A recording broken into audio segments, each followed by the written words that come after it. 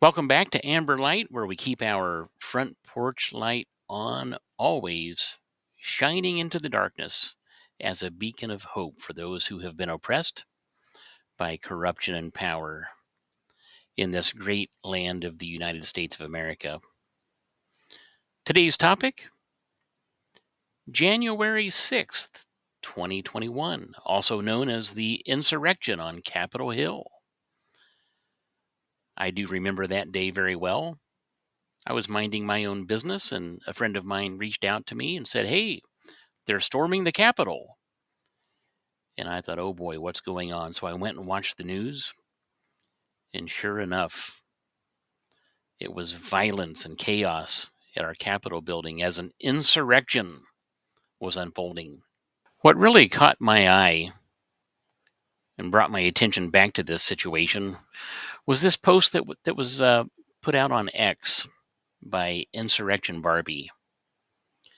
This is Thomas Faust. He is the director of the Department of Corrections, and he is in charge of the D.C. jail. The same D.C. jail that has tortured January 6th prisoners. That's what caught my eye. The same D.C. jail that made sure their food was not edible. The same D.C. jail that made sure they were beaten and punished for speaking out or for having people like Representative MTG advocate on their behalf. I think MTG is what, Marjorie Taylor Greene? The same D.C. jail that puts people in solitary confinement for days on end in violation of every international human rights law. I would like to know when we can all expect a full investigation into this person for his role in allowing that to happen. This is America. We don't torture American citizens in prison, no matter what crime they committed, even the crime of supporting Donald Trump. Yeah, that kind of caught my eye. Really? Were people tortured? January 6 prisoners or hostages, as they have been called? Were they being mistreated in prison? So, in my research on the details of the January 6th insurrection, I came across the name Ronald Colton Maccabee. He was a sheriff in the state of Tennessee and attended the Trump rally that day and then ended up at the Capitol and was eventually arrested for allegedly participating in the so-called Capitol riots. I found this video that is an interview with his wife, Sarah. They talk about a lot of things, but it talks a little bit about some of what happened to him in the prison system. This is from Mickey Bell and his podcast called the Get Over It podcast. Listen to this. There's a 99.6 conviction rate among January 6 defendants in Washington, D.C.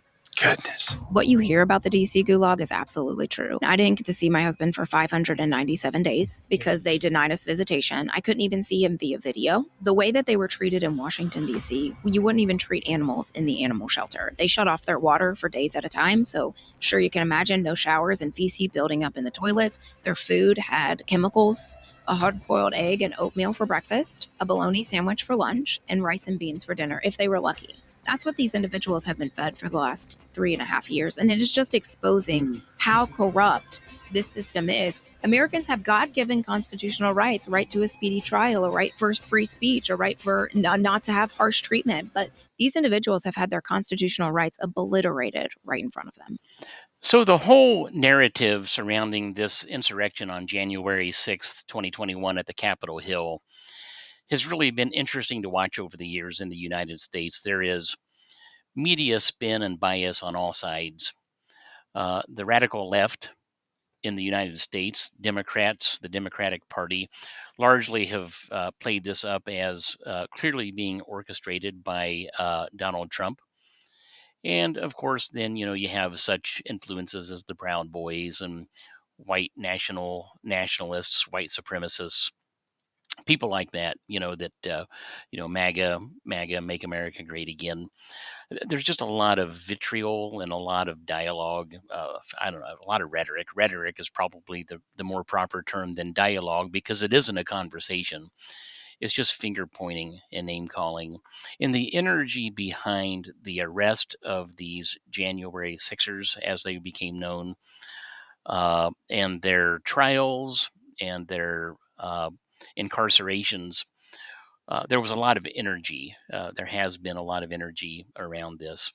And so, from my perspective, and I guess in my opinion, maybe the point of me even pulling this video up again is that in the United States, no matter who you are, if you are convicted of a crime or charged with a crime, you've got constitutional rights to fair treatment.